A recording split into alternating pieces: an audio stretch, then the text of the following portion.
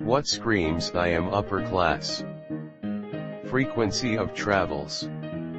I work around a ton of upper class people, and many of them travel so much they are practically locals at some restaurants. They also focus on lesser known, yet elaborate spots. A wealthy couple I know has twin Steinway concert grand pianos in their ballroom-sized living room. Neither of them plays a note on these elegant pianos that are worth about $185,000 each, Steinway Model D9. So they hire me to play for special occasions. In the interim, the two grands just sit there as part of the room's decor, being enormously more concerned about how long something will take to get done, rather than how much it will cost. Edit, when the dollar amounts in question are very large. Signing up for Amazon Prime doesn't make you part of the 1%. Live-in maid. Or their teenage kid has their own new sports car at 16.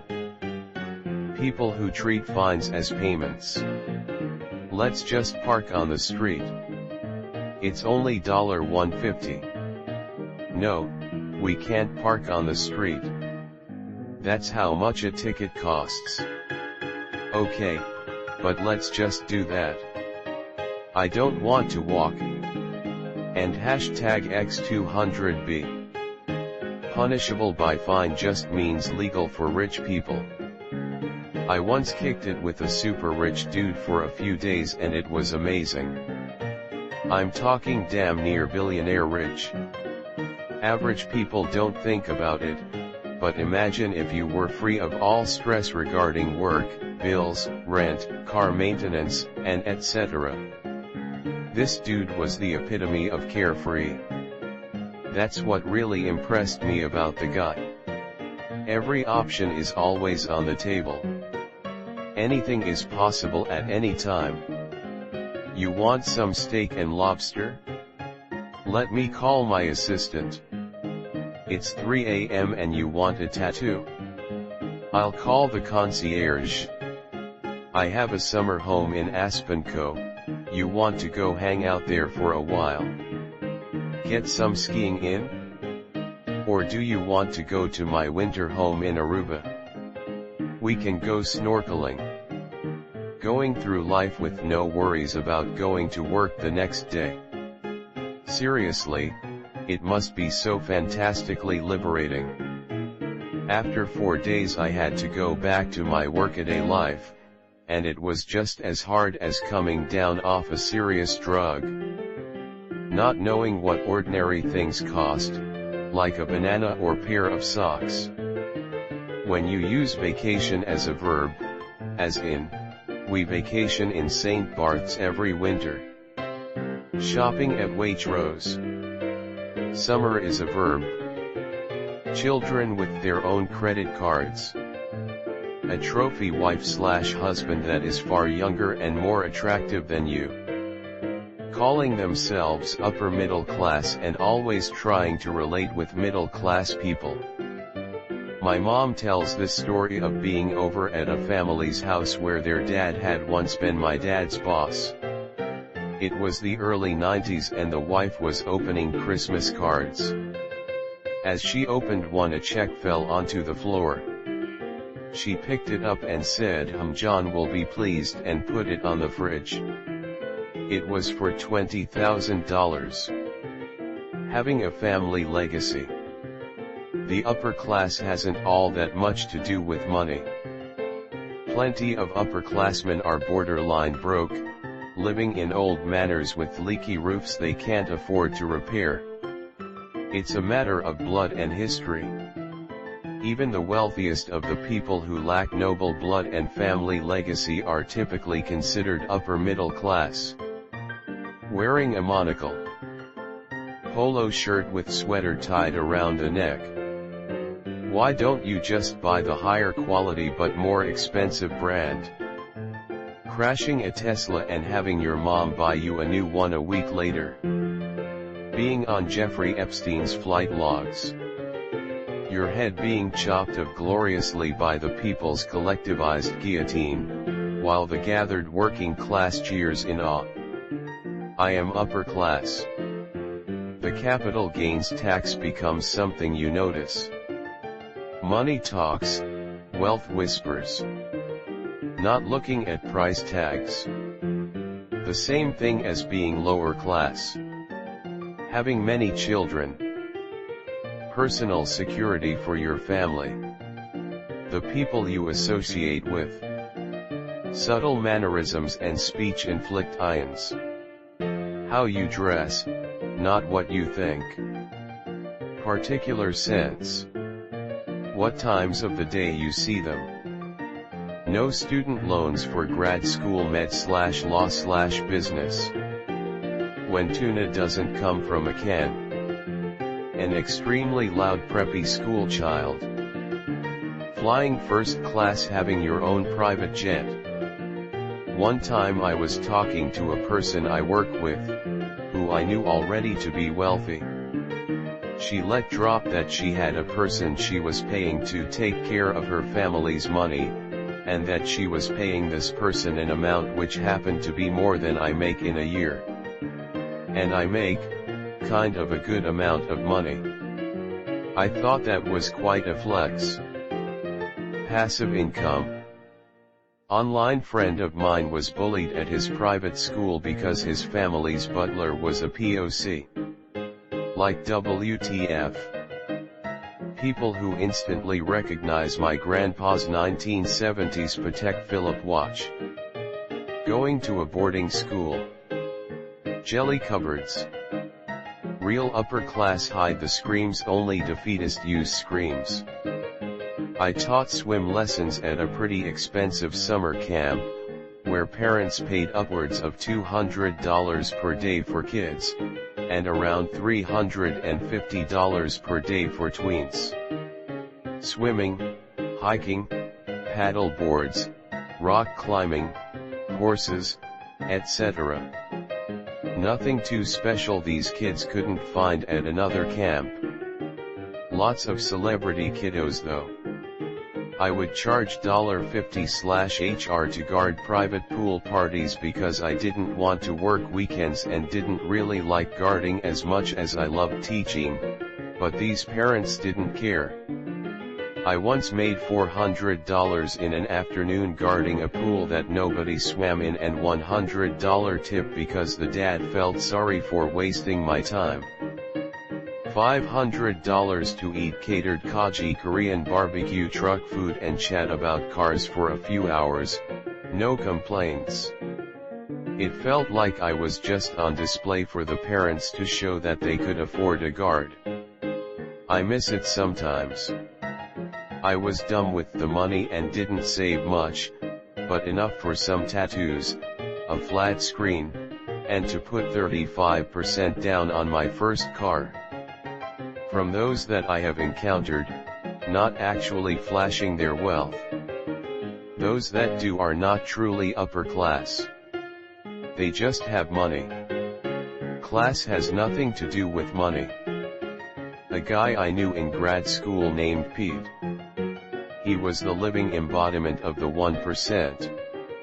Of his more infamous musings, he believed emergency services, cops, fire department, ambulance, should be privatized because wealth and private property was more important than poor people. He was an asshole, but one scene always stuck out with me. It was a Saturday night, pretty late. Me and some friends had just left the bar and went to a pizza place to grab a bite. We order and sit down. Enter Pete, rolling up in his Bentley with 2 tires on the sidewalk.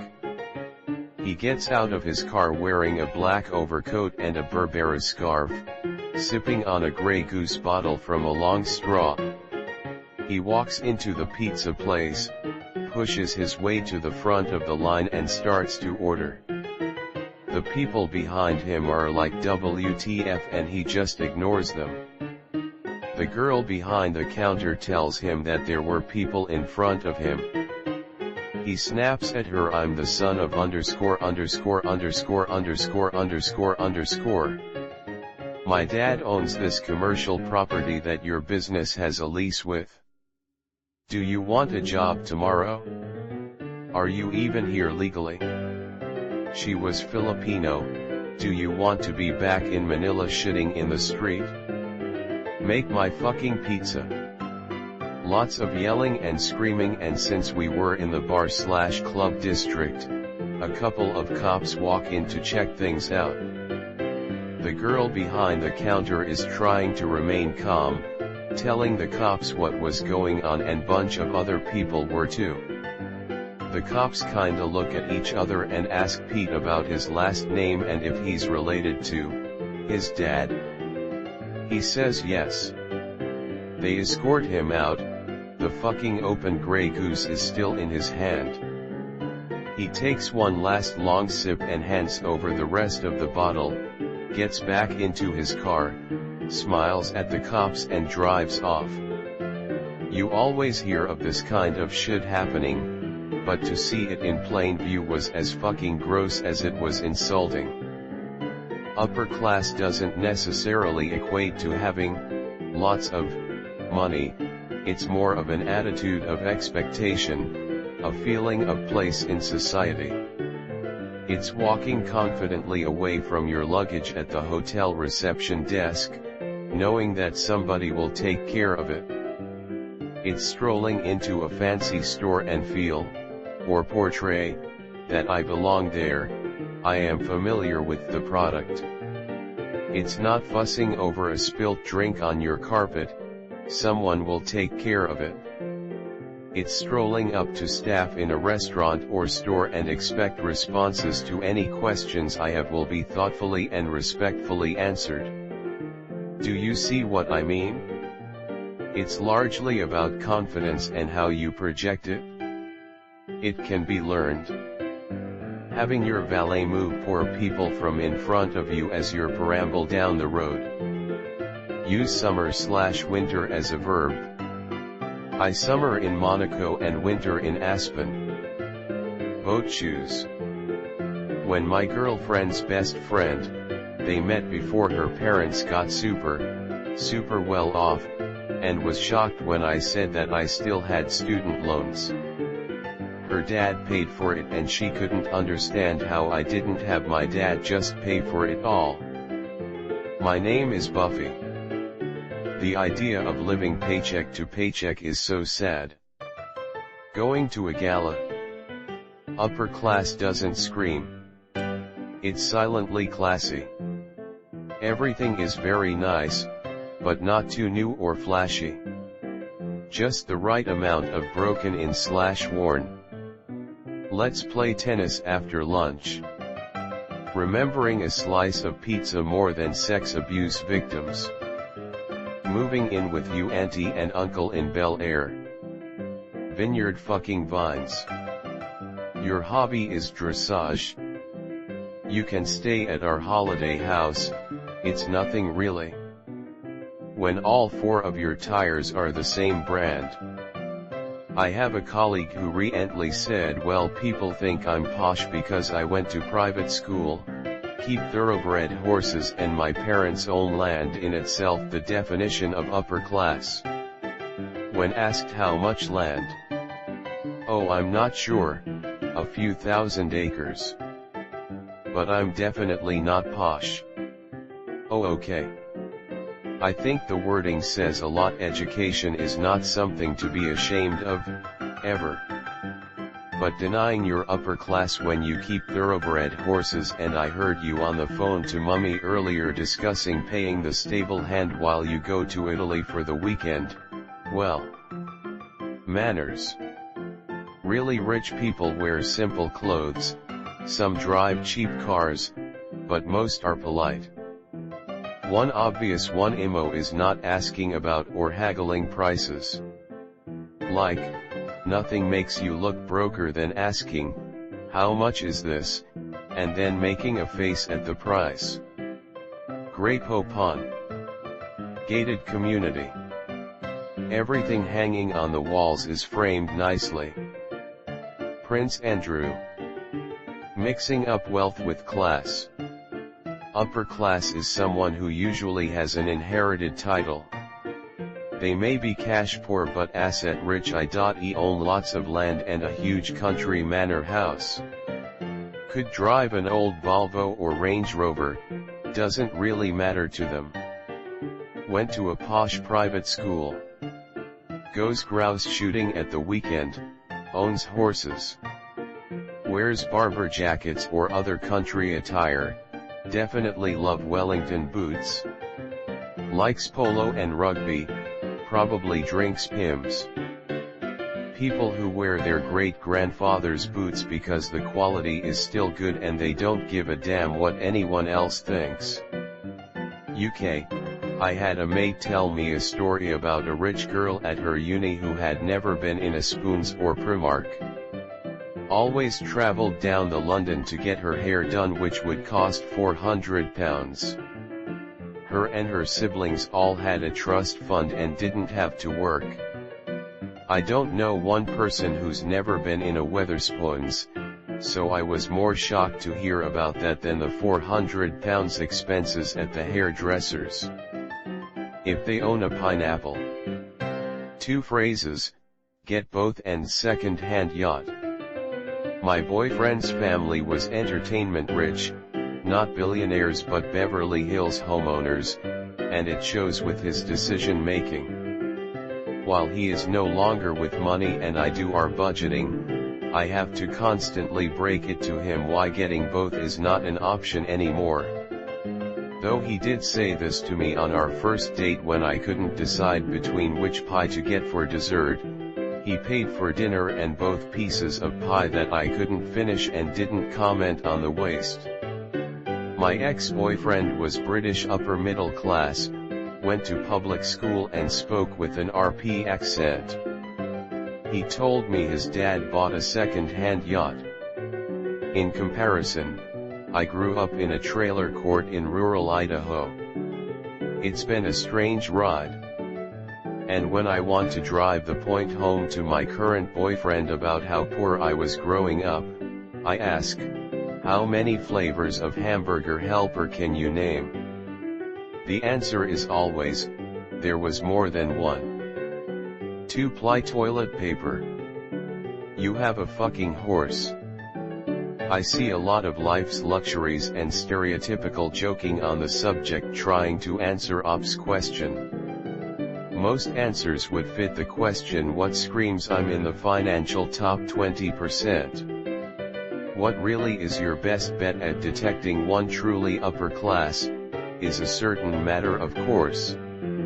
They speak relaxed, and whatever comes to them big or small, can count on the exact same reaction. Not deadened, just the same politeness that is nonetheless heartfelt. They tend to be natural stoics and don't scare sensitive subjects. They may react with a polite cliché, but you can sense it didn't startle them the slightest. It's copied behavior from their previous generations mostly. Not something their inner circles learn to their young. Just think of this post, poorly it may be worded, the next time you suspect to be with one. They also wear plain Jane clothes. Sure, high quality, but they don't walk around with pretentious scarves, Magneto suits, Louis Vuitton, or whatever clownery you have. Last year I vacationed at my great-uncle's estate. He owns the company I work for. The week I was there I learned a lot about super rich people. His neighborhood had criteria to move in, besides being able to afford a multi-million-dollar house. You had to own your own private airplane and a license. The neighborhood had its own private airstrip and gas station for planes. Everyone owned $4,000 plus golf carts. His neighbor would fly his plane around for an hour or so every day.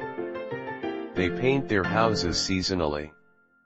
A lot of the residents own a horse at the nearby club. Cops pull you over if you drive a bad car in that neighborhood. I told my uncle I was going to a bar. He told me to take the 2018 Lexus. I said, "Oh well, I'm gonna be drinking, so I'll get an Uber." His response, "Well, okay if you say so. It's just a car." The next day, he complained about a $10 pizza being a waste of money. Adding guac even though it's extra. Driving a vehicle that costs $60,000 or more. Smelling of rich mahogany. Wearing a top hat in 2019 a la Jacob Rees-Mogg. Calling your parents mummy and daddy when you're an adult. Could just be a UK thing though. Also saying golly gosh a lot. When you have long guys and housekeepers that are all white. Pizza cut in quarters instead of eighths.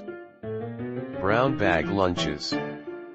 In college there was this girl sort of in our friend group that came from a wealthy family.